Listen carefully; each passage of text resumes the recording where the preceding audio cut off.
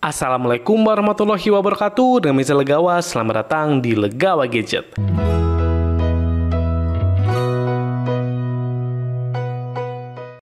Sebelumnya jangan lupa untuk klik tombol subscribe untuk support channel Legawa Gadget. Terima kasih. Pada video kali ini saya akan melakukan gaming test di smartphone terbaru itel, yaitu itel S23 Plus. Ya, ini adalah smartphone pertama dengan layar curve dan bezel tertipis dari itel yang bahkan jadi yang pertama juga di kelas entry level. itel S23 Plus ditenagai chipset UniSoC Tiger T616 dengan internal 256GB UFS dan RAM 8GB yang bisa ditambah 8GB lagi RAM virtual. Untuk layar sudah Full HD Plus dan AMOLED, kira-kira bagaimana performa dari smartphone ini? Apakah benar itel S23 Plus hanya mengandalkan sektor layar saja? Untuk jawabannya langsung aja kita mulai di Gadget Review. Yang pertama, untuk pengaturan internet menggunakan Wi-Fi, kemudian brightness dan suara saya set maksimal. Untuk RAM virtual aktif 8GB dan kondisi ruang menggunakan AC 27 derajat Celcius. Terakhir untuk baterai ada di 100%. Oke, langsung aja kita mulai ke game yang pertama. Untuk game yang pertama seperti biasa yaitu Mobile Legends. Masalah grafik di sini maksimal sampai di high dengan frame rate high juga. Pada tes kali ini saya coba bermain di grafik high rata kanan. Untuk gameplay ternyata itel S23 Plus masih kurang ngangkat di grafik high, yang dimana saat kondisi sepi ini FPS-nya bisa tinggi mendekati 60 FPS. Tapi kalau sudah ketemu musuh ini langsung drop di kisaran 40-an FPS, sehingga untuk gameplaynya kurang lancar. Untuk rata-rata FPS perkiraan ada di kisaran 40 FPS. Bisa dilihat untuk grafik FPS-nya ini sangat naik turun tergantung kondisi. Tapi selama bermain tetap lebih terasa grafik turunnya daripada naiknya. Karena terasa kurang playable sehingga saya coba turunkan grafiknya ke medium high. Ya, saat sudah diturunkan grafiknya, gameplaynya jadi jauh lebih baik daripada di grafik high. Tapi tetap terkadang masih saya rasakan ada frame drop saat kondisi cukup ramai. Jadinya tidak lancar-lancar banget. Untuk rata-rata FPS-nya perkiraan ada di kisaran 53 FPS. Bisa dilihat untuk grafik FPS-nya ini sudah jauh lebih baik, tapi tetap terkadang frame-nya bisa drop sampai di kisaran 40-an FPS. Walaupun memang intensitasnya sudah jauh lebih minim daripada saat di grafik high. Karena masih kurang puas, saya coba turunkan lagi grafiknya ke low. Dan di grafik ini baru gameplaynya terasa lancar dan lebih smooth daripada sebelumnya. Intensitas patah-patahnya semakin minim dan lebih nyaman untuk dimainkan. Untuk rata-rata FPS-nya perkiraan ada di kisaran 58 FPS. Bisa dilihat untuk grafik FPS-nya ini jauh lebih stabil dan hanya sesekali saja ditemukan drop sampai di kisaran 40-an FPS, sehingga grafik low yang paling playable. Untuk masalah suhu maksimal ada di kisaran 37 derajat Celcius. Setelah bermain Mobile Legends sekitar 54 menit, baterainya berkurang 10%.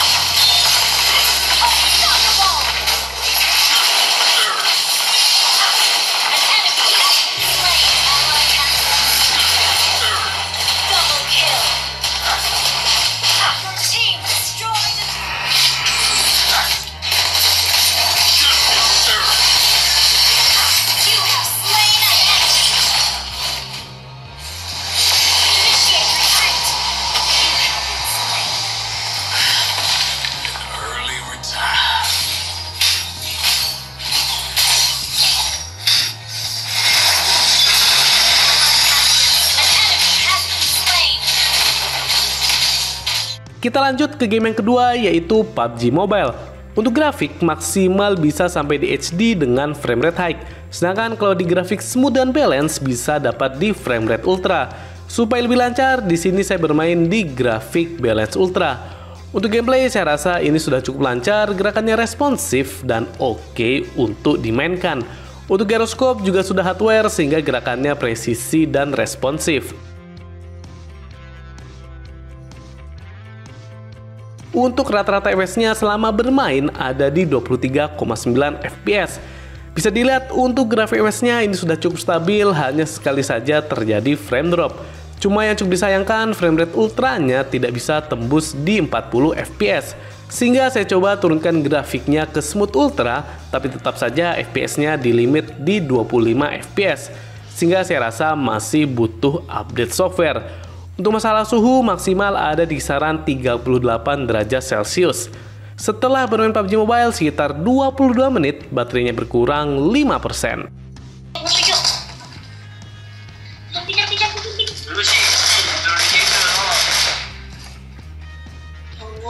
Muncul lagi anjing.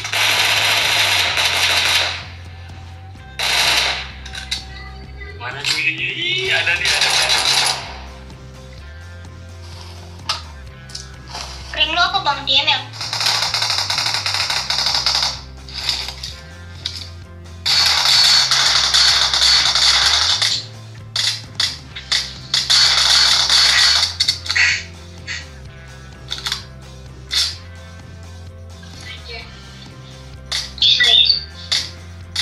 Allah Akbar, nggak bisa mainnya.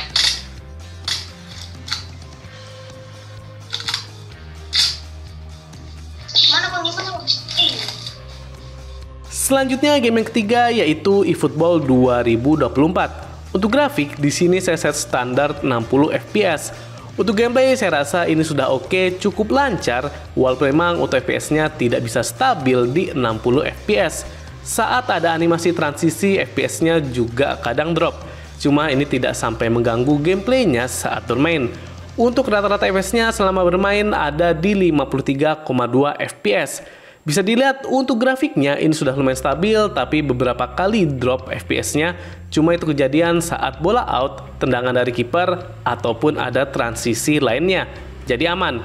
Untuk masalah suhu ini maksimal tembus di kisaran 41 derajat Celcius.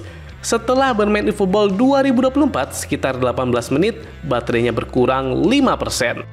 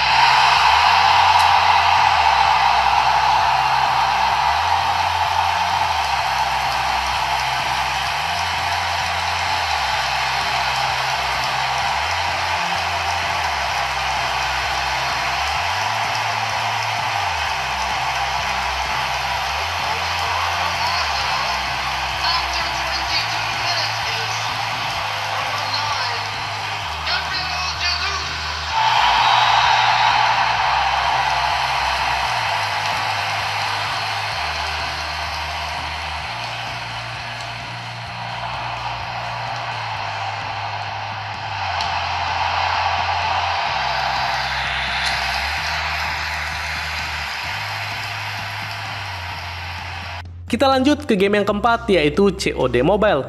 Untuk grafik di sini maksimal bisa sampai di medium dengan frame rate high. Cuma supaya gameplaynya lebih lancar, saya set bermainnya di grafik low high. Untuk gameplay di mode multiplayer, saya rasakan ini sudah cukup nyaman dan lancar untuk dimainkan. Walaupun terkadang masih terasa ada rendet-rendet, tapi ini masih bisa ditoleransi. Rata-rata FPS selama bermain ada di 49,6 FPS. Bisa dilihat untuk grafik FPS-nya sudah cukup stabil dengan sesekali drop FPS-nya sampai di 30-an FPS. Cuma ini sangat minim untuk drop FPS-nya. Untuk masalah suhu maksimal ada di kisaran 39 derajat Celcius. Setelah bermain COD Mobile sekitar 19 menit, baterainya berkurang sebesar 5%.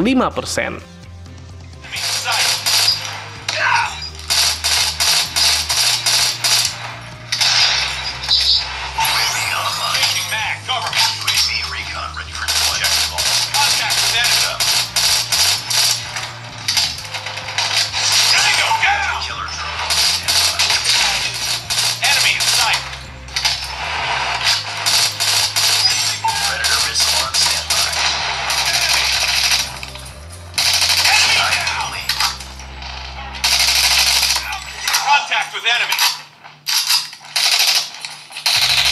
Target inside. Shot. Target inside. Reloading for deployment.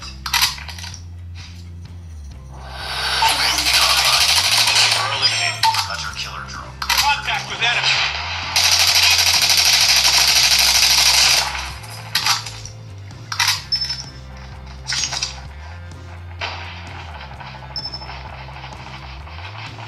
Contact with enemy.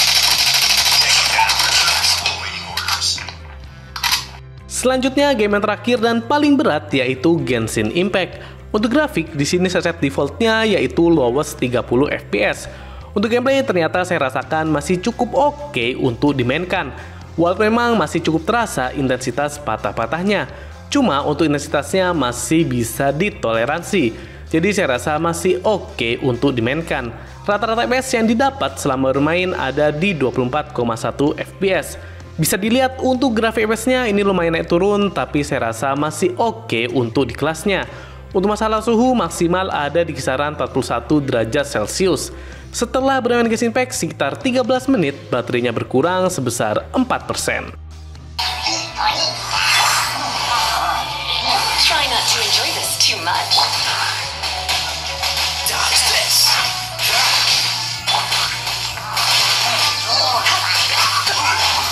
Come a little closer.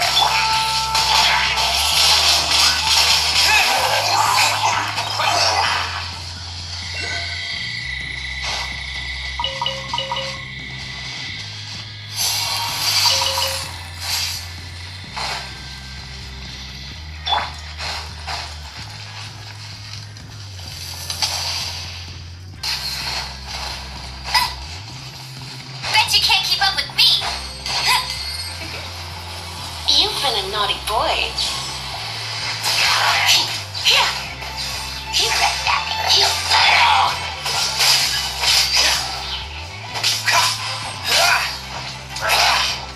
Baik, bagaimana hasil gaming test dari itel S2013? Saya rasa untuk gaming smartphone ini masih oke dan cukup ngangkat bermain game saat ini. Hanya saja saya rasa performanya lebih cocok untuk kalian yang bermain game untuk bersenang-senang saja dan tidak diseriusin.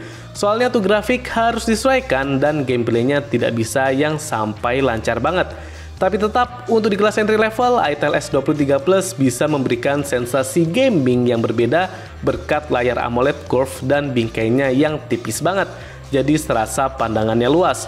Belum lagi juga sudah support sampai 10 sentuhan. Kemudian walaupun memiliki ukuran bodi yang tipis, tapi ternyata suhu selama game bisa terjaga. Dan ini membuat nyaman bermain game dengan smartphone ini lama-lama. Sehingga kesimpulannya untuk performa gaming tentu smartphone ini bukan yang terbaik di kelasnya.